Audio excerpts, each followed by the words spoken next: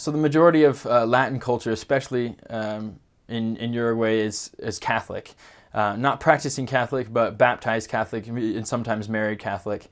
And so they're usually Christian people who believe in eternal truths, but do not practice a religion and don't find a need to generally. However, because of that Christian background, the church was successful when it first arrived there. I believe it was 1961, but it was definitely mid-20th century that missionaries arrived there in Latin America and in Uruguay and Argentina in particular. And when I was serving there was each department, it's called, which is basically the Uruguayan form of a state, was basically its own stake. And then in Montevideo, there were, I think, 6 or 7 stakes. And then Montevideo got a temple as well in the early 2000s, I believe, which was a wonderful blessing to them. There was one area of my mission called Colonia, colony translated to English, which was a district still. But most of them were flourishing stakes who had wonderful presidencies and members. And I got to serve in 4 different stakes, but in 5 different areas, and I absolutely fell in love with all of those places. The people are very receptive to talk about God and to consider the idea of religion. They're not always receptive to the idea of committing to that religion. They believe religion to be more of a fluid thing than actually a fluid thing that flows through us and leads us to kind of an action. And so that was a little difficult since we do come from a church that believes in faith without works is dead. And so combining those makes us hardworking, fluid believing religious people, but for Uruguay it's more of a thing that kind of flows through. And so I really enjoyed kind of talking to people about the importance of those works and that faith.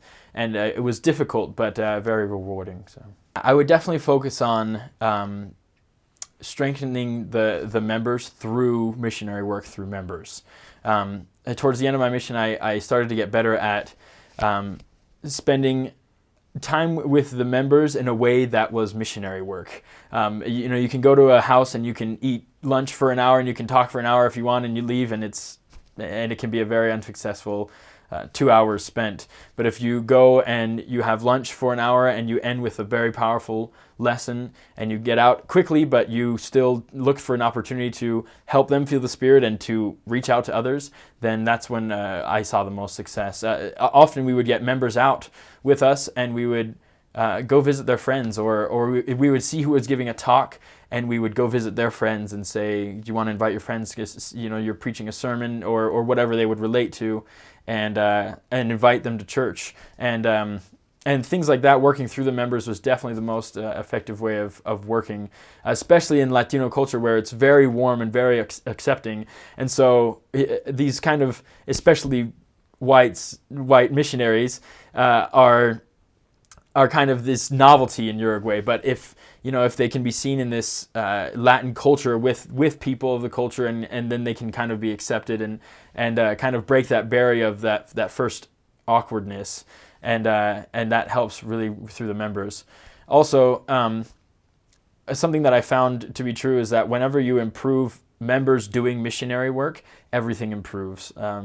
People attend church more, they pay their tithing more, they go to the temple more, everything like that, because whenever you're teaching something so powerful and so important like the gospel, if you're not feeling it, then either you're going to feel it or you're not going to teach it. So to help members get through that maybe awkward barrier of teaching it, once they get to that idea of sharing so much, then they can really open up to the idea of it speaking to them as well. And so that's why we always tried to help through the members, because it would just take the entire ward and just lift it up to a new spiritual plane. And also another thing that I would do is, another thing I would do differently is focus on the end goal of the temple. I felt like I was always focused on progressing my investigators and the people I taught through the gospel and not just ending it at baptism, but it didn't always come across that way in and the way that we taught while I was on my mission. And for Latinos to understand that this is a whole progressive journey is kind of difficult from what I said earlier, how they're not very practicing in their religion as much as they are just believing that it's kind of part of life.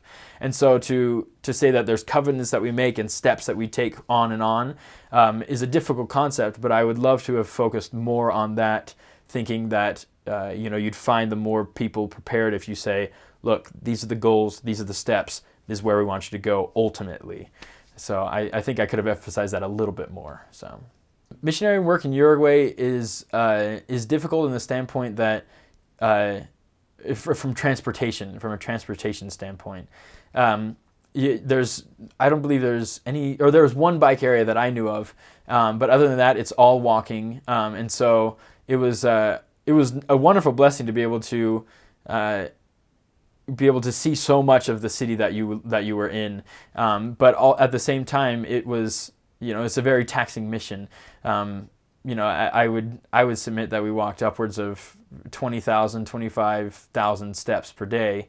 On some days, with the daily recommended being 10,000, that's a pretty good workout. And so it was quite taxing, but as well as, apart from other missions, we kind of got the opportunity to be walking by a house and the Spirit prompts you to kind of say something and you think, oh, no, maybe not. And then the Spirit will be like, no, you need to say something. Or you need to talk to that person, or let's go see how brother so-and-so is doing. And so that's something I really loved about it, but it is a physically taxing mission. Hot summers and cold winters and humidity, and you need to be prepared and whenever you go on a mission for the climate, and understand that it is not always conducive to walking and biking and even driving. So I started my mission in Montevideo itself, in the state Flores, and that was wonderful. It was near the main bus station Tres Cruces, so it was still a pretty busy area, but mostly residential, and it was a beautiful place to start the mission. And we were right near the temple, so I got to go a couple times, and near the mission home as well. And then I was sent from there to a place called Tacuarembó, which is near the middle of the country, and that was the name of the stake as well as the city, and that was one of my favorite places. We met a wonderful family who was a part member family. So the mother was a member and her son Miguel was a member, but neither of them were active. And then Miguel's niece Cecilia was not a member. And so we visited Miguel, trying to help him feel the Spirit and be able to understand the covenants which he's made in the past. And in doing so, we met Cecilia, and she really took on to the gospel. And so Tacuarembó was one of my favorite places because we had that wonderful experience and just were surrounded by some wonderful members. And then from Tacuarembó, we went to the department of Soriano, but the stake is called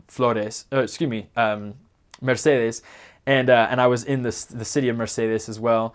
And that's just a little river town, and it was beautiful. I was on the more rural end of it, so we did some kind of walking through El Bosque, through the wild, through the fields to get to houses and things like that.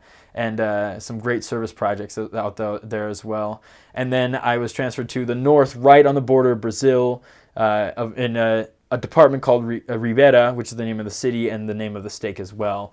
And that was one of my favorite places as well because it was just so lively. They really love other cultures, Uruguay does, and so to kind of embrace that Portuguese and that the Brazilian culture with their food and their way of speaking was very fun, as well as there's just a street that blocks off the two countries. So at one point I went on divisions with another missionary and I got lost in Brazil, and so I had to find my way back to Uruguay.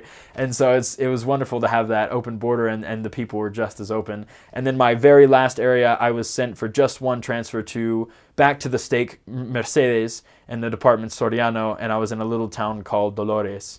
And that was a very wonderful place. It's a newly formed ward there. It was a newly formed ward there when I was there. And when I arrived, we didn't have very much in the way of people to teach, but by the time I left, we had some wonderful investigators who were very much progressing towards a baptismal date. So I was excited for them and excited for what I had done in just 6 weeks with my companion Elder Tapia. So that was a great way to end it. But I'd have to say that probably Montevideo was my my absolute favorite of the most. Tacuarembó was wonderful, but Montevideo was a great place to start with some very powerful members who were able to kind of help me understand Uruguayan culture and were very loving as I made mistakes and things like that. So with my Spanish and being tactful.